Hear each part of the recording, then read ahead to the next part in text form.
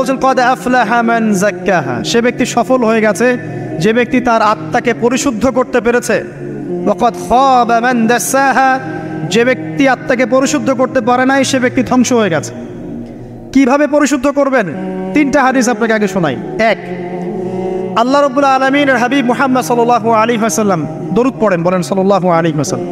তিনি বলছেন যে আল্লাহর এমন কিছু বান্দা আছে যারা জান্নাতে প্রবেশ করবে যাদের অন্তরটা হবে পাখির মতো নরম। কার মতো? পাখির মতো। একটা হাদিস শুনলেন। দুই নম্বর হাদিস, আল্লাহর রাসূল সাল্লাল্লাহু আলাইহি ওয়াসাল্লাম বলছেন শহীদদের আত্মা যখন আল্লাহর কাছে পৌঁছায়, আল্লাহ রাব্বুল আলামিন সেই আত্মাগুলোকে সবুজ রঙের কিছু পাখির মধ্যে প্রদান করেন এবং সেই পাখিগুলো আরশের নিচে লণ্ঠন আছে এখানে বসে থাকে এবং তারা জান্নাতের যে কোনো জায়গায় যায়, ঘুরে খাবার খায়, আবার ফিরে আসে। আল্লাহ পাক তাদেরকে বলেন যে তোমরা কি চাও, তোমরা কি চাও? শহীদরা কিচ্ছু বলতে পারে না। কি চাইবো আল্লাহ, এত নিয়ামত দিয়েছেন, কি চাইব? যখন আল্লাহ বারংবার প্রশ্ন করতে থাকেন তোমরা কি আর কিছু চাও, তোমরা কি আর কিছু চাও, তোমরা কি আর কিছু চাও, তখন শহীদরা শেষে বুঝে যে আমাদের কিছু না কিছু তো বলতে হবে এখন।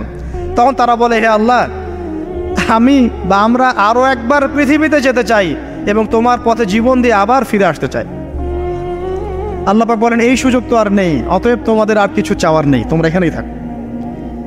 আরেকটা হাদিস শোনেন, রাসূলুল্লাহ সাল্লাল্লাহু আলাইহি ওয়াসাল্লাম বলেছেন, এই হাদিসটা ওমর রাদিয়াল্লাহু আনহু থেকেও এসেছে, এ মুসলিমরা, তোমরা যদি আল্লাহর প্রতি তাওয়াক্কুল করার মতোই তাওয়াক্কুল করতে, ভরসা করার মতোই ভরসা করতে, আল্লাহ পাক তোমাদেরকে পাখিদেরকে যেমন করে রিজিক দেন তোমাদেরকে ঠিক সেইভাবে রিজিক দিতেন। তোমরা কি লক্ষ্য করো না যে পাখিরা খালি পেটে বের হয়ে যায় বাসা থেকে সকালবেলা এবং সন্ধ্যাবেলা ভরা পেটে বাসায় ঢোকে? আপনাকে যে তিনটা হাদিস শোনালাম, এই তিনটা হাদিসে একটা শব্দ হচ্ছে কমন। শব্দটা কি বলেন? পাখি। পাখি কি? পাখি। আল্লাহ রাব্বুল আলামিন পাখিদের কাছ থেকে আমাদেরকে শিখতে বলছেন এবং বলছেন যে পাখিদের মনটা হয় খুব নরম, খুব সফট এবং তারা আল্লাহর প্রতি তাওয়াক্কুল করে পূর্ণ মাত্রায়। তারা সকালবেলা ভোরবেলা বের হয়ে যায় এবং সন্ধ্যাবেলা বাসায় ফেরে, খালি পেটে বের হয়, ভরা পেটে বাসায় ফেরে। এবং আল্লাহ পাক সবচেয়ে সম্মানিত মৌত যেটা শহীদের মৌত, সেই শহীদদের আত্মাকে আল্লাহ পাক পাখির রূপ দিবেন। তাহলে পাখিটার বিষয়ে একটা ফোকাস করার দরকার আছে না? আচ্ছা, এখানে আসেন। পাখির মন হচ্ছে নরম, মানে পাখির মনটা তাসকিয়া, আত্মশুদ্ধিতে পরিপূর্ণ। কদ আফলাহা মান যাক্কাহা, সে ব্যক্তি সফল হলো যার হৃদয়টা পবিত্র, নিষ্পাপ, নিষ্কলুষিত হলো, সে ব্যক্তি সফল হবে ইনশাআল্লাহ। একটা কাজ এখানে খেয়াল করেন, পাখিরা সকালবেলা ভোরবেলা বের হয় আর সন্ধ্যাবেলা বাসায় ফেরে। এখনকার মুসলিমদেরকে দেখবেন দুপুরবেলা ওঠে, রাত 3টায় ঘুমায়। কথা কি বুঝেন নাই? পাখির একদম ভোরবেলা ওঠে, যখন ফজরের আজান দিচ্ছে ঠিক তার এক মুহূর্তে পাখির কিচিরমিচির শুনছেন, তার মানে নামাজের ওয়াক্ত প্রায় চলে যাচ্ছে, তার মানে তার আল্লাহ পাকের হুকুমের সাথেই জেগে ওঠে। সূর্য ডুবে তারা ডুবে যায়। ঠিক এরকম সুন্নত ছিল নবী সাল্লাল্লাহু আলাইহি ওয়াসাল্লামের এবং সাহাবায়ে কেরামের। আজকে 1400 বছর পর মুসলিম জাতি এই সুন্নাহ ভুলে গেছে। আর আমাদের সুন্নত দেখবেন, যদি কোনো রকম উঠেও ফেলি ফজরে, আবার 12টা পর্যন্ত ঘুম, আরও বেশি। আর এই যুব সমাজ যারা আছো তোমরা, কেউই 3টা-4টার আগে ঘুমায় বলে আমার মনে হয় না। অলওয়েজ অনলাইনে পড়ে আছে, টিকটক নিয়ে, ফেসবুক নিয়ে, গার্লফ্রেন্ডের সাথে চ্যাটিং। পাখির মতো হতে পারলে পরে মনটা তো নরম হবে, তারপরে না তাসকিয়া অর্জন হবে। পাখির রুটিনটা কি? ভোরবেলা বের হয় আর সন্ধ্যাবেলা বাসায় ঢোকে। অতএব আমরা যদি রাসূলুল্লাহ সাল্লাল্লাহু আলাইহি ওয়াসাল্লামের সুন্নাহ মতো ওই ভোরবেলা উঠতে পারি আর আর্লি নাইট ঘুমিয়ে যেতে পারি এবং সারাদিন যদি রাসূলের সুন্নাহগুলোর উপর আমল করতে পারি, তাসকিয়া অর্জন হবে ইনশাআল্লাহ। কথা বুঝতে পারছেন? 2, পাখির মতো নরম মন লাগবে। এখনকার আমরা যারা বেঁচে আছি আমাদের মনগুলা কঠিন। কেমন কঠিন? পাথরের মতো কঠিন। আমরা যখন দেখি একটা মাইয়েতকে নিয়ে যাওয়া হচ্ছে জানাজায়, আমাদের কোনো ফিলিংস কাজ করে না। জানাজা যাচ্ছে, জানাজায় দাঁড়িয়ে মোবাইলটা টিপাটিপি করছে। জানাজার সাথে চলছে, কোনো ফিকির নাই যে এই জানাজা আমার হবে কালকে, ওই মোবাইল টিপাটিপি করছে। আমি এমনও দেখেছি, দাফন করা হলো মাইয়েতকে, দাফন করার পরে চারপাশে মানুষজন জড়ো হয়ে গল্প করছে, ভাই আপনার ওই জমিটার কি খবর, আপনার ওইটার কি খবর, বিজনেস কেমন চলছে, চাকরির কি অবস্থা। এই যে মাইয়াতকে পাশে দাফন করলো, কোনো ফিলিংস নাই, কোনো ফিলিংস নাই। আমি আত্মশুদ্ধির কথা বলছি। আত্মশুদ্ধির জন্য আপনার মনটাকে পাখির মতো সফট নরম করতে হবে। যখন আপনি সফট নরম করবেন এবং আত্মশুদ্ধি অর্জন করবেন, তখন দুই ডানা মেলে আপনি আকাশে উঠতে পারবেন ইনশাআল্লাহ। আত্মশুদ্ধি অর্জন না করতে পারলে ডানা কেটে পড়ে যাবে, তখন আর আকাশে উঠতে পারবেন না। কোন আকাশে? ওই যে শহীদের রূহ যে আকাশে চলে গেছে, ওই আকাশ। অতএব মন কেন কঠিন হলো প্রিয় ভাই? এক নম্বর কারণ, আমরা শিরকের পাপে লিপ্ত আছে। এক নম্বর, শিরকের পাপে লিপ্ত থাকা অবস্থায় মুসলিমদের মনটা কঠিন হয়ে গেছে।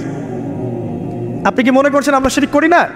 মুসলিমরাও কবর পূজা করে, দেখবেন মুসলিমরাও দেখবেন অনেক ক্ষেত্রে মাজার পূজা করছে। আমি বলিনি যে অলিয়া উলিয়ার মাজার জিয়ারত করা যাবে না, আমি এই কথা বলছি না, কিন্তু আপনি মৃত মানুষের কাছে আপনার ভালো মন্দ চাইতে পারেন না। কথা বুঝতে পারেন না? আমরা অবশ্যই অলিয়া উলিয়াদের কবর জিয়ারত করব।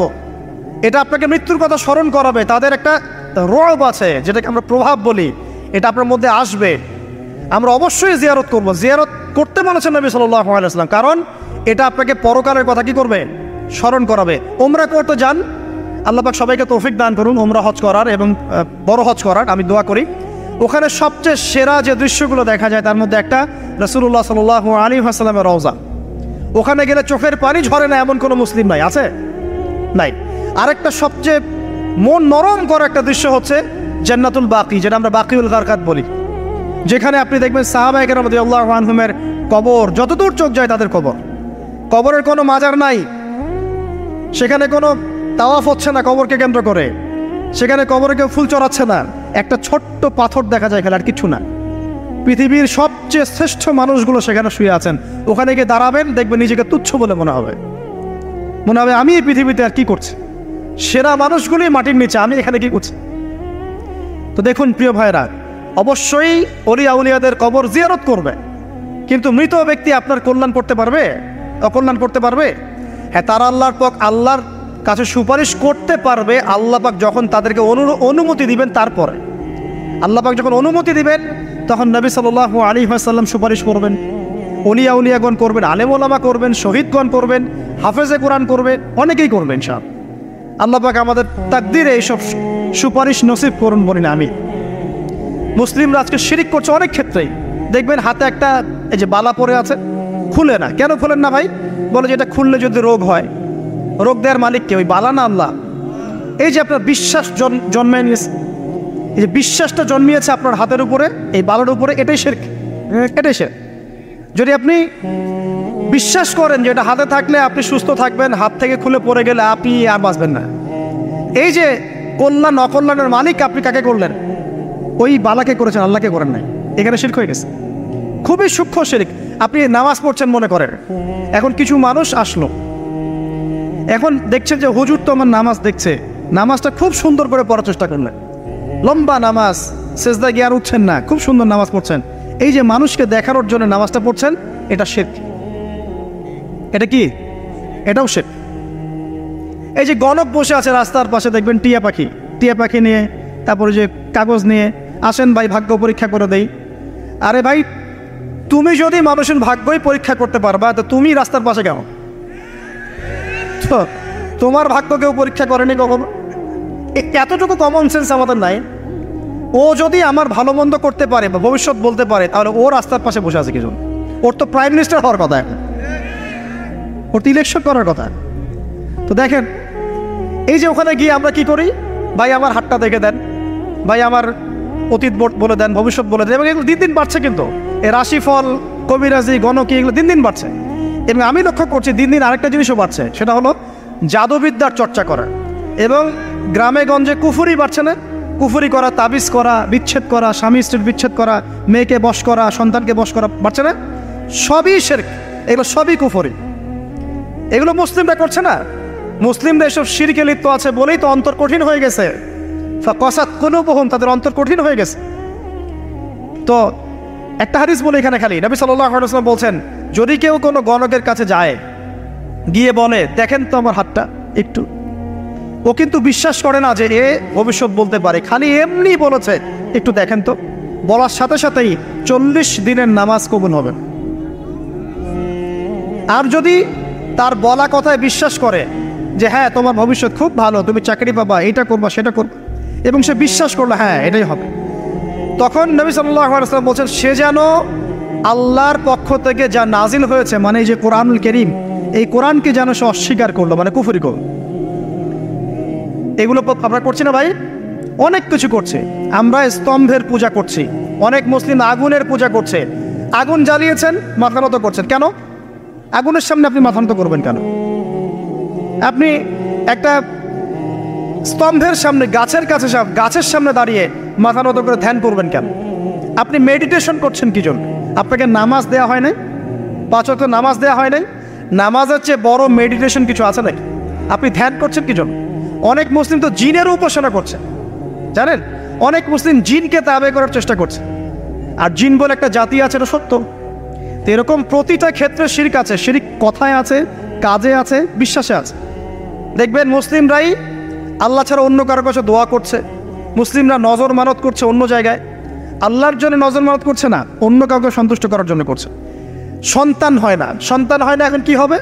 সন্তান হয় না তো অমুকের কাছে যাও, সেখানে গিয়ে বকরি জবাই দাও, সন্তান হবে। সুবহানাল্লাহ। তো এই পদ্ধতি ইব্রাহিম আলাইহিস সালামের জানা ছিল না যে শেষ বয়সে তিনি বলছেন রব্বি হাবলি মিনাস সালিহিন। আপনি দোয়া করতে পারেন না? সন্তান হবে না কেন? আল্লাহ পাক তাকদিরে লিখে রাখলেন, অবশ্যই হবে। আর আল্লাহ পাক তাকদিরে না লিখলে কিভাবে হবে? তাকদিরে যে ব্যক্তি বিশ্বাস করে না সে ব্যক্তি হতাশ হয়। যা কিছু হচ্ছে আমাদের জীবনে সবই তাকদির, এর বাইরে একটা মানুষও যেতে পারবে না। তো প্রিয় ভাইরা, কথায়, কাজে এবং চিন্তায় আমরা অনেক শিরিক করছি। শিরিকের কারণে আমাদের অন্তর কঠিন হয়ে গেছে। আরও কেন কঠিন হচ্ছে? বেদাত। আমল করছেন নবীর সুন্নত মানার জায়গায় অন্য কিছু আপনি করছেন। এমন কিছু আমল করছেন যেগুলোর সাথে রাসূলের সুন্নতের কোনো সম্পর্ক নাই এবং সাহাবীদের সুন্নতেরও কোনো সম্পর্ক নেই। এই ক্ষেত্রে গিয়ে আপনি বেদাত করছেন, বেদাত করে অন্তর কঠিন হয়ে যাচ্ছে। অন্তর কঠিন হওয়ার একটা বড় কারণ হচ্ছে হারাম রিজিক। যখন আপনি হারাম রিজিকে যাচ্ছেন, সুদ, ঘুষ, আপনার দুর্নীতি, আপনার এই যে অন্যের সম্পদ আত্মসাৎ করা, হালাল হারামের পরোয়া না করা, এই রিজিক দিয়ে যখন আপনি আপনার দেহ, রক্ত, মাংস গঠিত হচ্ছে, আপনার কলবটা শক্ত হয়ে যাচ্ছে। আমি কি বুঝাতে পারছি না? হারাম রিজিক যখন আপনার শরীরে ঢুকছে, অন্তরটা শক্ত হয়ে যাচ্ছে। একটা হাদিস যথেষ্ট। আল্লাহ রাসূল বলেছেন ইন্নাল্লাহা তাইয়্যিব লা ইকবালু ইল্লা তাইয়্যিব। আল্লাহ পাক পবিত্র সত্তা, তিনি পবিত্র ছাড়া কবুল করেন না। আপনি 10টা হজ করে আসেন, চুরির টাকা দিয়ে, ডাকাতির টাকা দিয়ে, আত্মসাতের টাকা দিয়ে, দুর্নীতির টাকা দিয়ে, যদি কবুল হয় তাহলে কোরআন সুন্নাহ মিথ্যা হয়ে যাবে। নাউযুবিল্লাহ। কথা কি বুঝতে পারছেন না? আল্লাহ রাব্বুল আলামিন বলছেন আল্লাহ পাক পবিত্র ছাড়া কবুল করেন না। হারাম রিজিক দিয়ে ইবাদত কবুল হয় না। আমরা ওই যে রংপুর অঞ্চলে একবার ওই যে হারাগাছ একটা অঞ্চল আছে না, সেখানে গিয়েছিলাম। সেখানে মাশাআল্লাহ আবার বিড়ির অনেক ফ্যাক্টরি আছে। কিসের? বিড়ি তো হালাল নাকি? তামাক তো হালাল নাকি? তো সেখানে বিড়ি ফ্যাক্টরির অনেক মালিক আছে এবং তারা মসজিদ কমিটির অনেক দায়িত্বপ্রাপ্ত আর কি। মুসলিমদের গায়রত্ব এখন নাই, মুসলিমরা এদেরকে আবার মসজিদ কমিটির সদস্যও বানিয়েছে। তো এখন মসজিদ কমিটিতে এসে তার প্রভাবে আর ইমাম সাহেব টিকতে পারে না। দুইজন বলে নামাজের পর হাত তুলে দোয়া করতে হবে, দুইজন বলে করা যাবে না। ঠিক আছে? এই নিয়ে এই ক্যাচাল হতে হতে দেখা গেল এক পর্যায়ে মারামারি পর্যন্ত হয়েছে। মসজিদ ভাগ হয়েছে, মারামারিও হয়েছে। তো সেখানে আমাকে দাওয়াত করেছিল যে ওয়াজ করার জন্য, দোয়া করার কথা বলছে। তাই আমি বললাম যে দোয়া করে লাভ কি? দোয়া করলেই বা কি, না করলেই বা কি? রিজিকটাই তো হারাম। আপনি তো তামাকের টাকা খাচ্ছেন, তামাক। আপনি মাদকের টাকা খাচ্ছেন, এটাকে হালাল না হারাম? তো হারাম টাকা দিয়ে হাত তুলে দোয়া করলেই কি, না করলেই কি? দোয়া তো উঠছে না উপরে। আগে হারাম রিজিক ছাড়েন, তারপর দোয়া করুন। তো রিজিক হারাম হওয়ার কারণে আমাদের কি হচ্ছে? অন্তরটা কি হচ্ছে ভাই? কঠিন হচ্ছে। ওই পাখির মতো আর মুক্ত আকাশে উঠতে পারবেন না। তারপরে সামনে যান, আরো কেন কঠিন হয়? বস্তুবাদিতা, দুনিয়া। সারাদিন দুনিয়ার ফিকির, দুনিয়ার চিন্তা, খাবো কি, পরবো কি, ব্যাংক ব্যালেন্স, টাকা পয়সা, স্ট্যাটাস, সারাটা দিন দুনিয়ার দুনিয়া। ঘুম থেকে ওঠা থেকে নিয়ে শুরু করে ঘুমানো পর্যন্ত খালি দুনিয়া। যারা দুনিয়ার নেশায় মত্ত হয়ে আছে, এদের অন্তরটা কঠিন হয়ে যায়। এই অন্তরটা পাখির মতো হতে পারবে না। ঠিক আছে কথা? যারা দুনিয়ার নেশায় মত্ত হয়ে আছেন, এই অন্তরটা কঠিন হয়ে যাবে, পাখির মতো হতে পারবে না। তারপর কি? আরো সামনে যান। দিনই জ্ঞান চর্চা না করা অন্তর কঠিন হওয়ার কারণ। আর কি কারণ? পাপ করা। পাপ যত বেশি আপনি পাপ করবেন, যত বেশি পর্ন দেখবেন, যত বেশি মাদক খাবেন, যত বেশি জুয়া খেলবেন, যত বেশি অহেতুক সময় নষ্ট করবেন, যত বেশি আপনি অন্যের ক্ষতি করবেন, ঠিক আছে, নিরপরাধ মানুষের উপর নির্যাতন করবেন, যত বেশি আপনি পাপ করবেন, পাপ এই পাপ করতে করতে করতে মানুষের অন্তর কঠিন হয়ে যায়। ইবনুল কাইয়্যিম রাহিমাহুল্লাহ বলেছেন যে পাপ করতে থাকলে মানুষের অন্তর কঠিন হয়ে যেতে থাকে, এবং ইস্তেগফার আর জিকির করলে গিয়ে মানুষের অন্তর আবার নরম হতে থাকে। পাপের উপর পাপ করতে থাকলে মানুষের অন্তর কঠিন হতে থাকে। এ বিষয়ে রাসূলুল্লাহ সাল্লাল্লাহু আলাইহি ওয়াসাল্লাম বলেছেন, যখন মানুষ একটা পাপ করে কলবের মধ্যে একটা কালো দাগ পড়ে যায়, যখন আরও একটা পাপ করে আরেকটা কালো দাগ পড়ে যায়। এইভাবে যখন পাপ করতেই থাকে তখন পুরো কলবটাই কালিমাপূর্ণ হয়ে যায়। এই অবস্থায় যদি সে তওবা করে আল্লাহ পাক মাফ করে দিবেন। যদি এই অবস্থায় তার মৃত্যু হয়ে যায়, তার আত্মাটা থেকে দুর্গন্ধ বের হতে থাকে, যে আত্মাটা কবজ করতে পর্যন্ত মালাকুল মউত মানে ঘৃণা পোষণ করেন। কথা কি বুঝতে পারছেন? যখন অন্তর পাপ করতে করতে কলুষিত হয়ে যাবে, ওয়াকাদ খাবা মান দাসাহা, যখন পাপ করতে করতে অন্তর কলুষিত হয়ে যাবে, তখন আপনার এই মালাকুল মউত পর্যন্ত ওই আত্মাটাকে বের করার সময় ঘৃণা করবে, দুর্গন্ধযুক্ত। আল্লাহ পাক আমাদেরকে পাপ থেকে বাঁচিয়ে রাখুন, আমিন। এরকম কিছু কাজ আছে, বস্তুবাদিতা, শিরক, বেদাত, হারাম রিজিক, সারাদিন দুনিয়ার ফিকির নিয়ে থাকা, ঠিক আছে, অন্যের ক্ষতি করা, পাপ কন্টিনিউয়াসলি করতে থাকা, এবং দিন ছেড়ে দেওয়া, দিনের এলেম ছেড়ে দেওয়া, আল্লাহ পাকের আনুগত্য ছেড়ে দেওয়া, এই কাজগুলো করতে থাকলে মানুষের অন্তর কি হয়? কঠিন হয়ে যায়। এখন সলিউশন কি বলেন? 5 মিনিটে আমি সলিউশন বলছি, কেমন করে আপনি এটাকে নরম করবেন আর পরিশুদ্ধতা অর্জন করবেন এবং ওই পাখির মতো মুক্ত আকাশে উড়বেন। কিভাবে বলবো? 1 নাম্বার, অবশ্যই শিরক ত্যাগ করতে হবে। কি করতে হবে? শিরক ত্যাগ করতে হবে, আল্লাহ পাকের তাওহীদের উপর থাকতে হবে। আল্লাহ পাক তৌফিক দান করুন। লং কিছু বলার সময় নেই আমার হাতে, একটা বই বলছি, কিতাবুত তাওহীদ। কি নাম?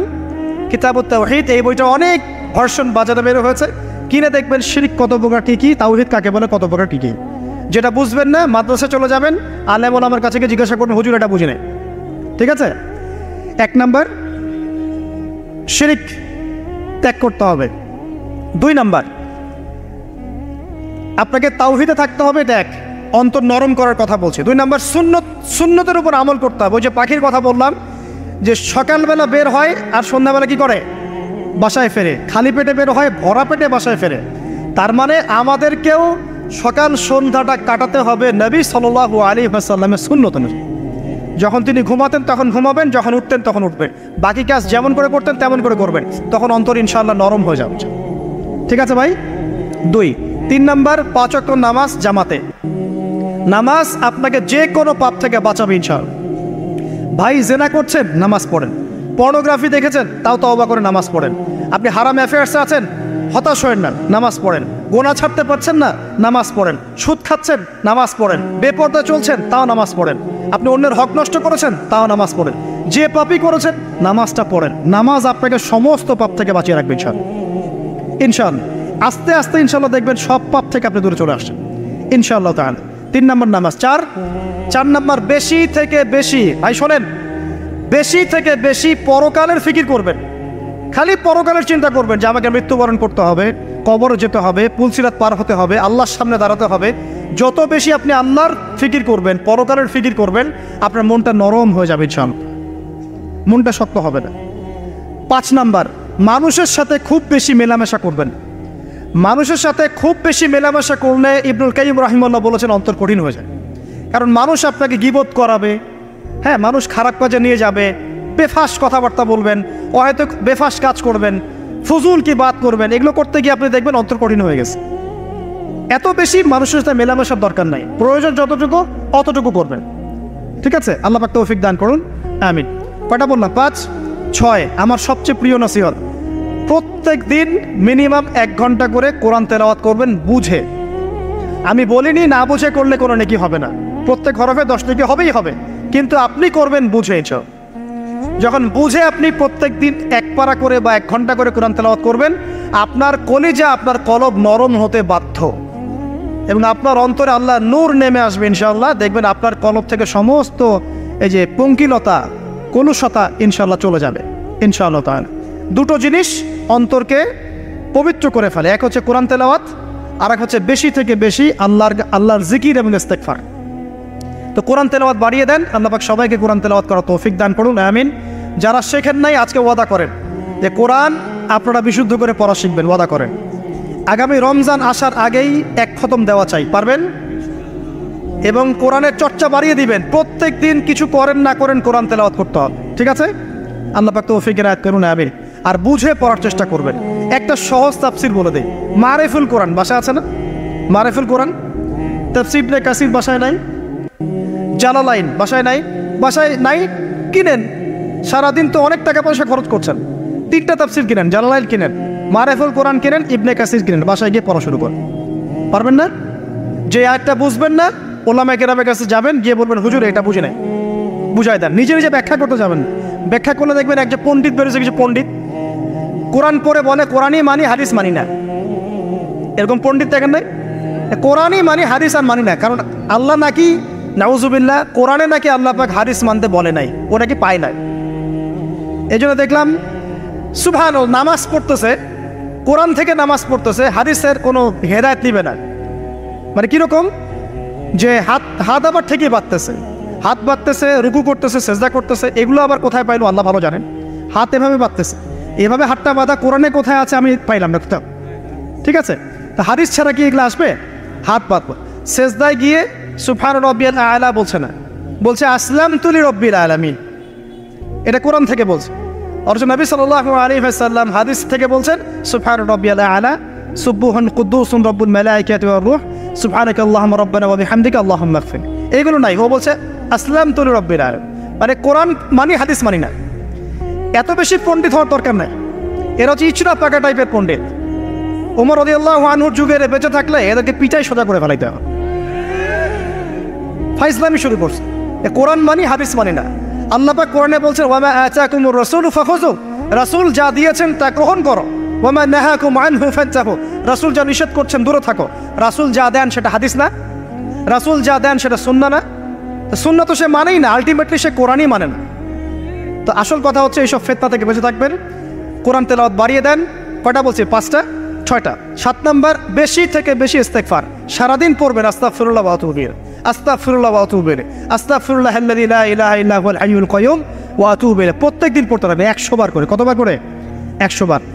8 নাম্বার, বেশি বেশি আল্লাহর জিকির, চলতে ফিরতে জিকির, সুবহানাল্লাহ, আলহামদুলিল্লাহ, লা ইলাহা ইল্লাল্লাহ, আল্লাহু আকবার, লা হাওলা ওয়ালা কুওয়াতা ইল্লা বিল্লাহ। বলবেন হাসবুনাল্লাহু ওয়া নি'মাল ওয়াকিল, ঠিক আছে? সুবহানাকা আল্লাহুম্মা রাব্বানা ওয়া বিহামদিকা আল্লাহুম্মা ইগফিরলি, সুবহানাল্লাহি ওয়া বিহামদিহি আদাদা খালকিহি ওয়া রিদা নাফসিহি ওয়া জিনাতা আরশিহি ওয়া মিদাদা কালিমাতিহি। যত জিকির আছে সব করবেন, জিকির বাড়াবেন, যত জিকির বাড়াবেন অন্তর পরিশুদ্ধ হবে ইনশাআল্লাহু আযজা ওয়া জাল। কয়টা বলছে? 8। আর 2টা বলি। 9, অন্যের হক নষ্ট করবেন না। অন্যের হক নষ্ট করলেই মন কঠিন হয়ে যাবে। অন্যের হক নষ্ট করবেন না, বরং মানবতার কল্যাণে কাজ করেন। যে কাজগুলো মানব সেবামূলক সেগুলো করেন, রক্তদান কর্মসূচি করেন, গাছ লাগান, এতিমের মাথায় হাত বোলান, বিধবার খোঁজ খবর নেন, ঠিক আছে? মেয়েদের সেলাই মেশিন কিনে দেন, মানুষের উপকারে কাজ করেন, দেখবেন আপনার মনটা নরম হয়ে যাবে। যার মন নরম এবং যার মনের মধ্যে সততা আছে, আল্লাহ পাক ইনশাআল্লাহ সেখানে অবশ্যই হেদায়েত ঢালবে ইনশাআল্লাহ তাআলা। আর 10 নম্বর সবচেয়ে শেষ হচ্ছে যে কবর জিয়ারত করবেন বেশি বেশি করে, এবং নিজের মৌতের কথা স্মরণ করে আল্লাহর কাছে বেশি বেশি দোয়া করবেন। কি দোয়া করবেন? ইয়া মুকাল্লিবাল কুলুব সাব্বিত কলবি আলা দীনিক, ইয়া মুসাররিফাল কুলুব সাররিফ কুলুবানা আলা তাআতিক। এই দোয়াগুলো করবেন ইনশাআল্লাহ। এবং কবর জিয়ারত করবেন সপ্তাহে সপ্তাহে, পারলে 2 দিন 3 দিন পর পর কবরস্থানে যাবেন, ইনশাআল্লাহ দেখবেন আপনার মন নরম হবে ইনশাআল্লাহ আযজা ওয়া জাল। এখনকার এই সভ্যতা এসে কবরস্থানকে সমাজ থেকে দূরে সরিয়ে দিয়েছে। অথচ আগে মুসলিমদের কবরস্থান ছিল মসজিদের পাশে, 5 ওয়াক্ত নামাজ পড়তো, কবর জিয়ারত করে বাসায় যেত, 5 ওয়াক্ত নামাজ পড়তে আসতো, কবরকে দেখতো, পরকালের কথা স্মরণ হতো। এখন কবরস্থান ওই যে দূরে, সারা জীবনে একবার যায় কিনা সন্দেহ আছে। এই 10টা কাজ যদি আপনারা করতে পারেন ইনশাআল্লাহ তাআলা, আমাদের কলবটা ইনশাআল্লাহ নরম হবে, আত্মশুদ্ধি অর্জিত হবে। আর এগুলোর পাশাপাশি অবশ্যই আল্লাহওয়ালা আত্মশুদ্ধিওয়ালা মানুষের সোহবতে গিয়ে থাকবেন। আল্লাহওয়ালা আত্মশুদ্ধিওয়ালা মানুষের সোহবতে গিয়ে থাকলে তাদেরকে দেখেই দেখবেন মনটা নরম হয়ে যাবে ইনশাআল্লাহ। ইলমি পরিবেশে থাকেন, দিনী পরিবেশে থাকেন, আমর বিল মারুফ নাহি আনিল মুনকারের কাজ করেন। 3 দিন 7 দিন 40 দিন যতদিন পারেন আল্লাহর পথে সময় লাগান। আমি এটাকে আপনার আত্মশুদ্ধির জন্য বলছি, এটাই একমাত্র পথ পদ্ধতি আত্মশুদ্ধির, এটা বলছি না। এখানে গেলে আপনি ইনশাআল্লাহ আপনার ইসলাহ এবং সংশোধনের জন্য কাজ করতে পারবেন। আল্লাহ রাব্বুল আলামিন আমাদের সবার কলবগুলোকে পরিচ্ছন্ন করুন। আল্লাহ পাক আমাদের সবাইকে শিরকের পথ থেকে বাঁচিয়ে রাখুন। হৃদয় কঠিন হওয়া থেকে বাঁচিয়ে রাখুন। আল্লাহ পাক আমাদেরকে বেশি থেকে বেশি কোরআন তেলাওয়াত করার তৌফিক দান করুন, দ্বীনি জ্ঞান চর্চা করার তৌফিক দান করুন। আল্লাহ পাক আমাদের সবাইকে হারাম রিজিক, জেনা, সুদ, ঘুষ থেকে বাঁচিয়ে রাখুন। আল্লাহ পাক আমাদেরকে পরকালীন চেতনায় এই দুনিয়ার জীবন কাটানোর তৌফিক এনায়েত করুন, আমিন। আমরা আজকে এই যে পাখিদের মতো অন্তর নিয়ে কথা বললাম, আমরা যদি এই আমলগুলোর মধ্য দিয়ে অন্তরটাকে পবিত্র করতে পারি, ইনশাআল্লাহ ওই শহীদদের যে নরম পাখির অন্তর, সেটা আমরা লাভ করতে পারবো ইনশাআল্লাহ। এবং জি